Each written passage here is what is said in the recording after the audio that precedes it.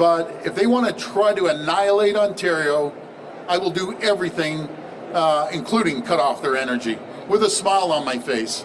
So, and I'm encouraging every other province to do the same. Quebec, Manitoba, BC, we all have to act in unison. Out east, they rely on our energy. They need to feel the pain. They want to come at us hard, we're going to come back twice as hard. I'm sorry? Nothing has been stopped? There's still tariffs threatened? I don't call them the threats. We're having very productive conversations. And it turned out very, very well. And I just look forward to, again, continue communicating. I, Mr. Sunshine Baby, fully endorse David Eby, the current premier of British Columbia, to continue on his endeavors. Is what I would say if he didn't keep attacking me in the media. Come on, Dave. Come on, David Eby. What are you doing? I thought we were pals. I thought we had something going. So stay tuned for that video. You also have Liberals that are dropping like flies under Mark Carney. I quit or kicked out of cabinet. It's incredible. It's the greatest. Speaking of, it's the greatest. President Trump lays out his plan to acquire Greenland in front of like the leader of Greenland himself, which is pretty hilarious. But I mean, it happens. And of course it happens while it's under Trump administration. Then you have Randy, one of the Randys, trying to make a return, I guess, or a Kim Kardashian return, as you can call it, a comeback. So there he is in the media. We're going to take a look at that. Then you also have Doug Ford, the fat pig with rabies mentality, man. Calm down, CTV. Calm down. I said the fat pig mentality. He walks out of the White House or out of an American building, right? And he talks with reporters of how his meeting went with the American administration. And wow, he really got his nuts clipped. I mean, the guy was threatening to cut off the power with a smile on his face. And now all of a sudden, oh, I'm glad we're working on things with America, and that's good. And I think taxing them is the wrong approach, which is a crazy intro, or I guess segue into the East Coast who to be to buy the guy. The female premier of New Brunswick is now threatening to cut off the power to Maine. So kind of interesting how all this is playing out, and we're going to see all of it condensed in this video. Welcome back to the channel. Welcome back to another video, everybody. Before we get into it, I do want to encourage you all to hit the like button and subscribe if you haven't already. It does really help grow the channel, and I'm going to put a tax on the viewers. I'm going to put a tax. You got to hit the post notifications. It's the little bell icon that shows up. Just do me a favor, click and tap that, set it and forget it. Now let's take a look at me and my boy, my pal, David Eby. What's going on, broski? What's going on? I showed up to the legislature to watch you. I love you, David Eby. I cannot understand how you can sit on a panel with a YouTuber that says, I'm going to encourage everybody to buy as much American as possible to undermine the boycott of American goods. Like what the Conservative Party is thinking right now. Did I say that? Did I say that? I don't think I said that. Is he even talking about me there? That seems like something I might have said, but that might have been out of context. But just in case we need clarification, who cares about the boycott of American goods? Who cares about the boycott? If you want to buy American goods, feel free to buy American goods. You don't have to listen to these little Toy Story characters. Look at this guy. He's like Woody, deflated. He's just sad because Andy picked Buzz Lightyear over this guy. Come on.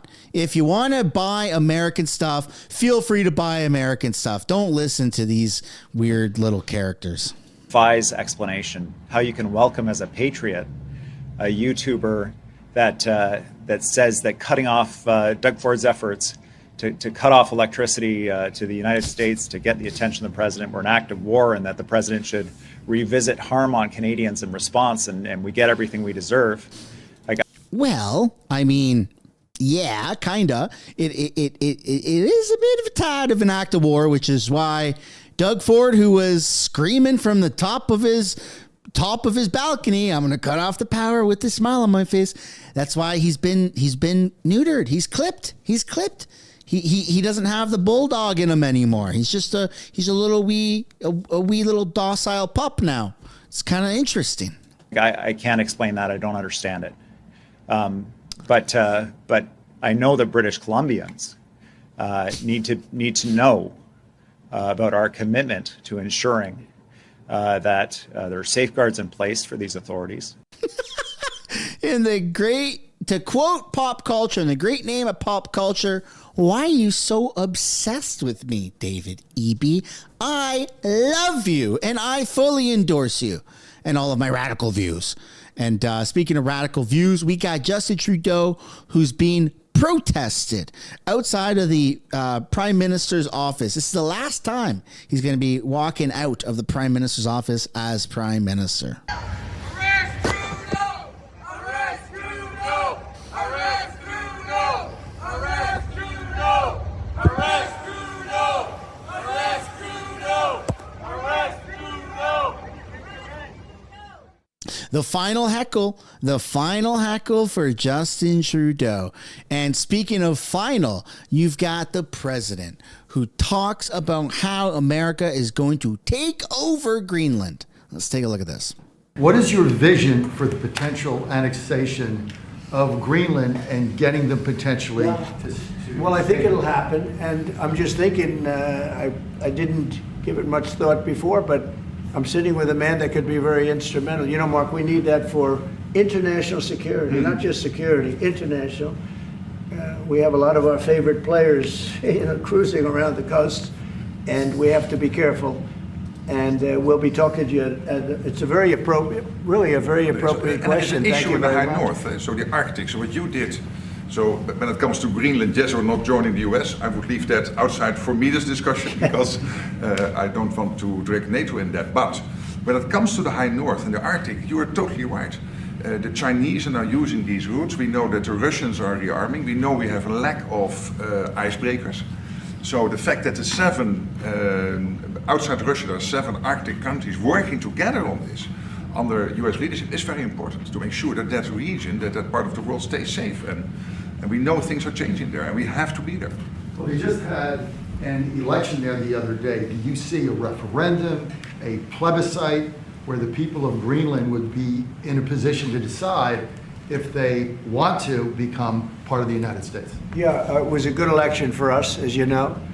It was not a referendum. It wouldn't be called that. It was an individual election. But the person that did the best is a very good person, as far as we're concerned. And so we'll be talking about it. That whole area is becoming very important. And for a lot of reasons, the routes are, very direct to Asia, to Russia, and you have ships all over the place. And we have to have protection. So we're going to have to make a deal on that. And Denmark is not able to do that. Denmark's very far away and really has nothing to do. What happens? A boat landed there 200 years ago or something, and they say they have rights to it. I don't know if that's true. I don't think it is, actually. But we've been dealing with Denmark. We've been dealing with Greenland, and we have to do it. We really need it for national security. I think that's why NATO might have to get involved in a way, because we really need Greenland for national security. It's very important. We have a couple of bases on Greenland already, and we have quite a few soldiers, and maybe you'll see more and more soldiers go there. I don't know. What do you think about that, Pete? Oh my goodness, man. The way he talks about this, it's not just like a casual little remark anymore. It is a main reoccurring talking point, which, begs the question. Is he actually going to annex Canada? Like, initially, it was like, oh, that's funny. And then it was like, oh, he's serious. Oh, no, he's just kidding. And now we're back to the, oh, shoot, that seems really serious. So I'm going to pass that question off to you guys. Do you think it's going to happen? Do you not think it's going to happen? Let me know your reasoning down below. And then you have Doug Ford's worst nightmare right here. This guy, Lutnick. Let's see what he has to say in this 7-second clip about Canada.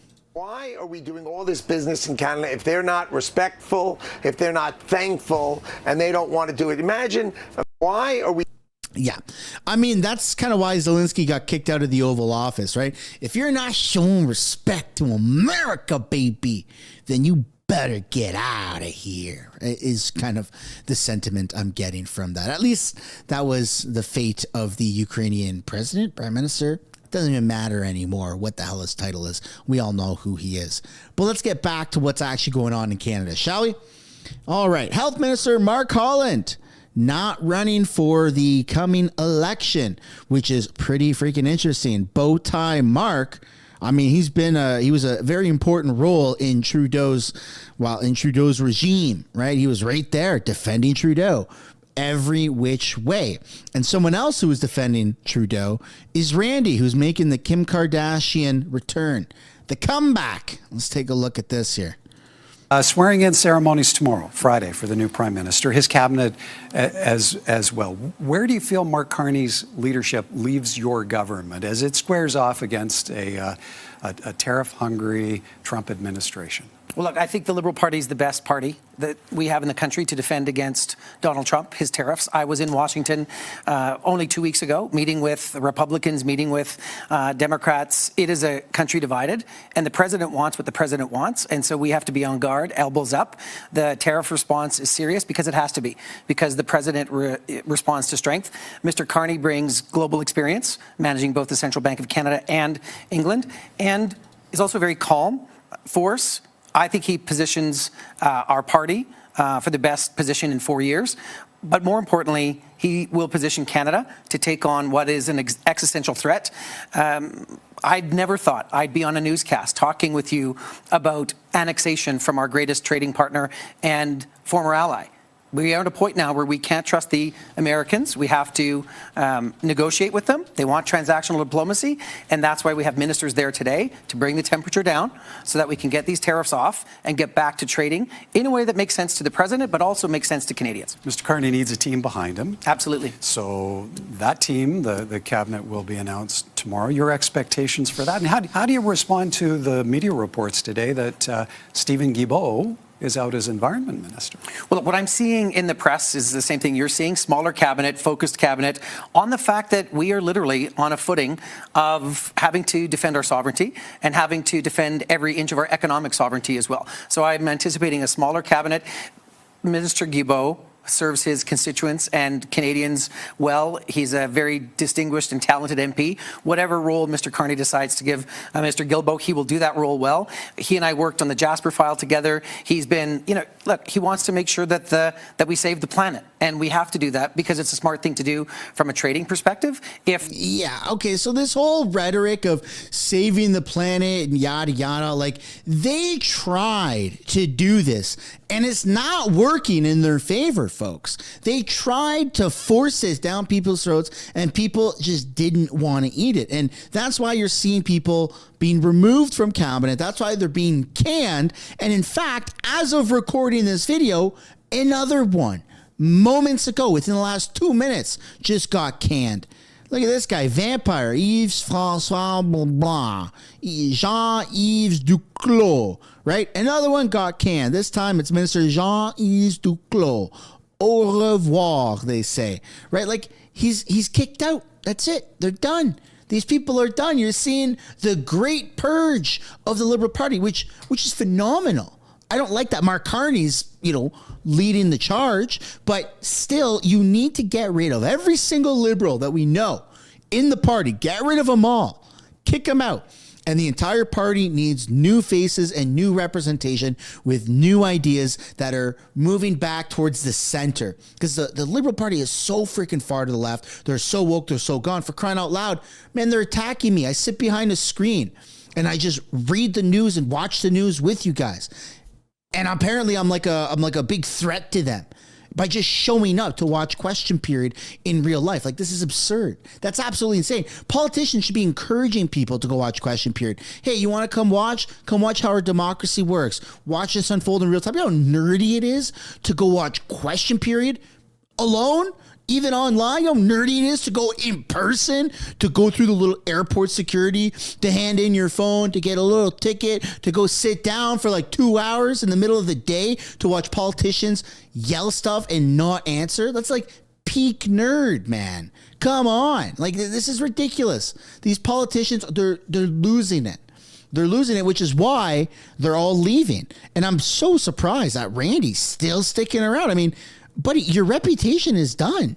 It doesn't matter anymore. Like, why are you still in the media? You should have left a long time ago. And I predict that he will leave because he openly endorsed. He was one of the only MPs that openly endorsed Chrystia Freeland in running for the liberal leadership race. And that didn't work out. So who's going to protect you? Nobody. All the other liberals are leaving, bro. Like, why are you still here, Randy? Time to pack up. If the Prime Minister designate Prime Minister tomorrow asks Mr. Guilbeault to serve in a different capacity, he'll do so ably. Lots of pressure on Mr. Carney now to trigger an election. Rumblings of maybe it's April 28th, maybe it's May the 5th. How do you weigh the necessity to earn a mandate sooner than later in terms of dealing with Mr. Trump? So I was on the doors last week before I went to Ottawa for leadership, and what I heard from people is call the election soon. We need a mandate. We want to support you. They were talking to me, and they said we need to know who our government is. It's interesting, Michael. We elect parliaments. This time we're electing a government. And there's really only two choices as to who can lead the government in this, in the face of these Trump tariffs. And it's the Conservatives or the Liberals. And for my money, I'm on the Liberal ticket. And we've faced off against Donald Trump before. Dude, your money is our money. You freaking lied about being having Indigenous heritage to get government grants, free money, or government contracts. Like, give me a freaking break, man. The Conservatives are way better positioned to be dealing with negotiations with Trump. Trump doesn't respect the Liberals, doesn't respect the woke ideology. They can't even answer how many genders there are. At least Pierre Poilievre has the balls to say, I'm only aware of two genders. At least he could say that. I know we wish that he said there are two instead of I'm only aware that there are two, but whatever. It's Canada. Let's just take it on the chin and move on. All right. Take it on that he's not saying there's two genders, not the balls on the chin thing. Anyways, moving on here. Speaking of balls on the chin, let's take a look at what Doug Ford has to say about his meeting with America. Narvo fan, absolutely. Oh, thank you, man. I appreciate it. Is it okay to go out? Right here. Thank you. Mr. Ford, thank you.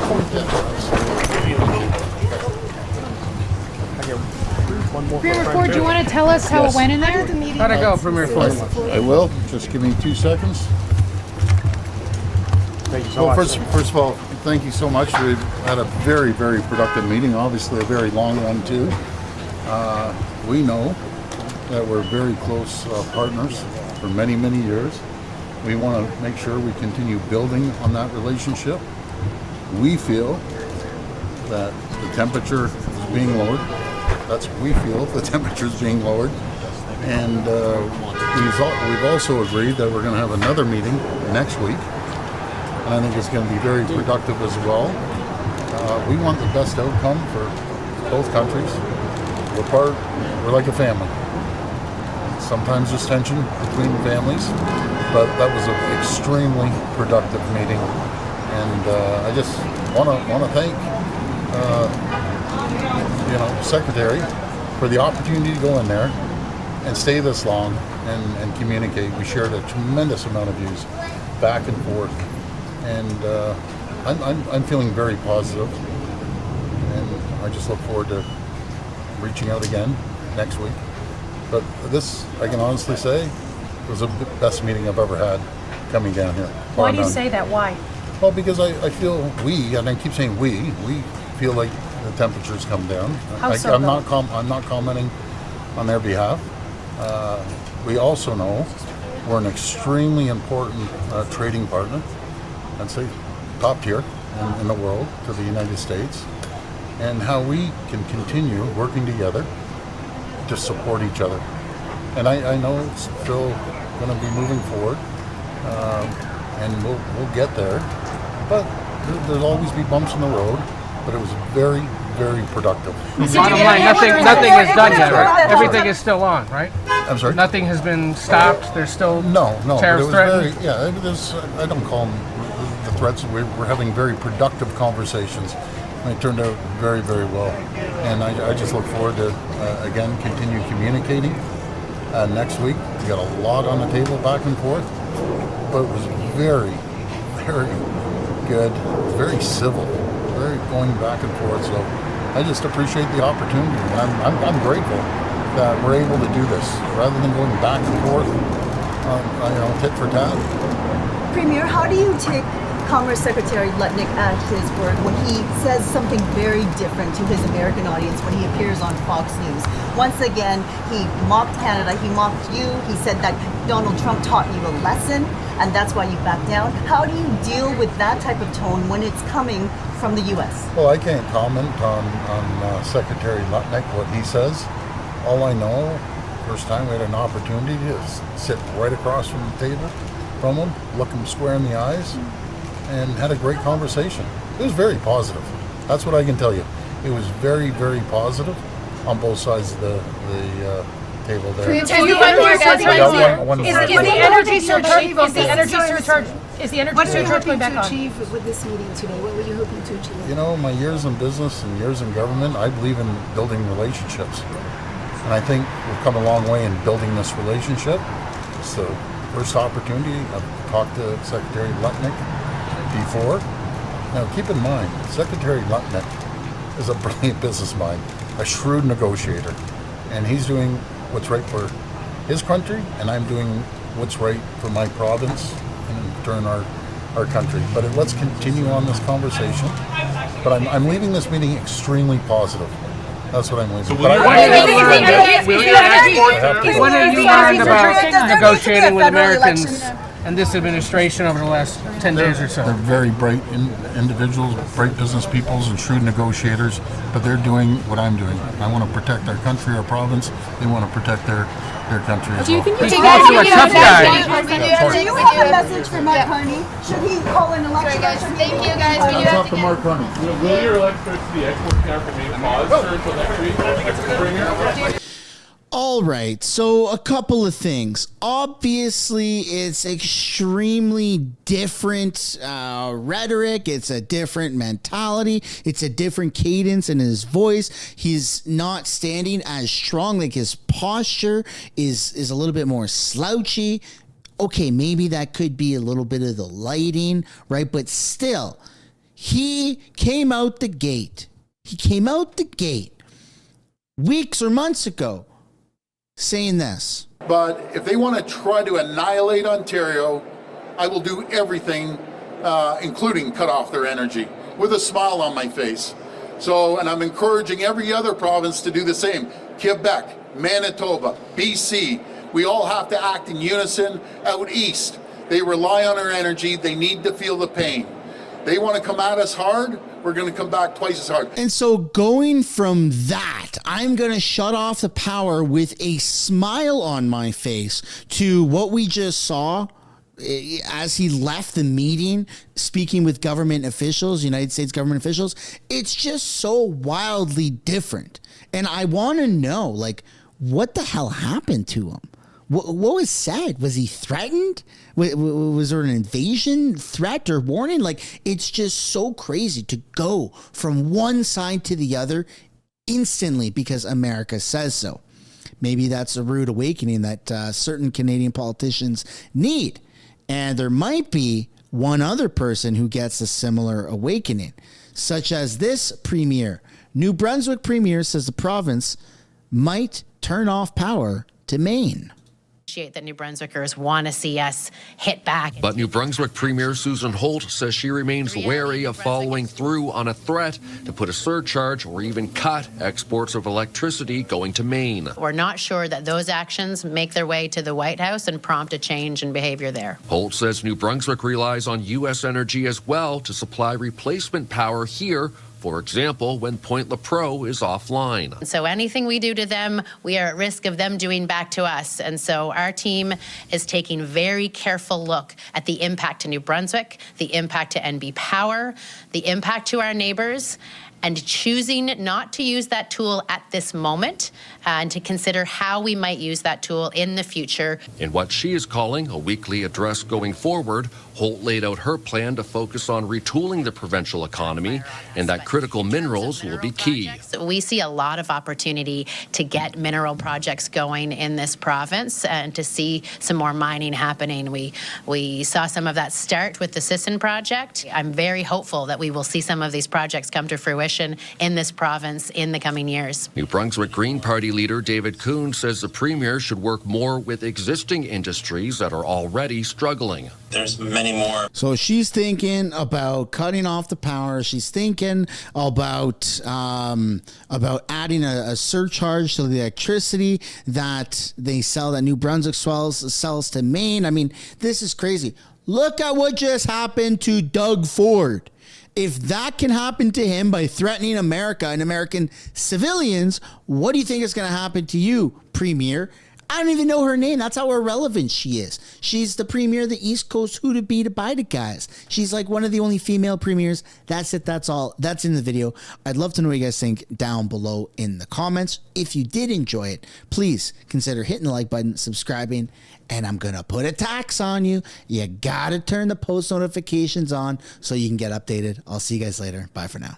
Mr. Sunshine Baby, Sunshine Baby, Sunshine, Sunshine, Sunshine, Sunshine, Sunshine, Shine, Shine, Shine, Shine, Shine, Shine, Shine Baby. Na na na na na na na na. Hey, goodbye. Good.